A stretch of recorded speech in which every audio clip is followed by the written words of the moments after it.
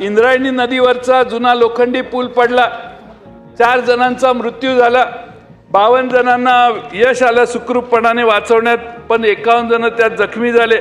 अध्यक्ष महोदय, जुना पूल आहे, 90 साली पुलाचं काम सुरू झालं, आता कमकुवत पूल 1.5 वर्षापासून बंद होता।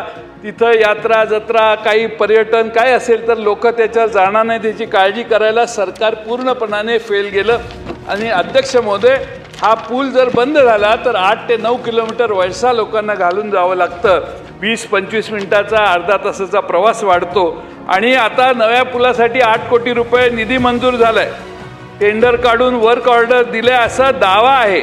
आपण भाषणात सांगा की वर्क ऑर्डर दिली आहे का नाही दिलेली।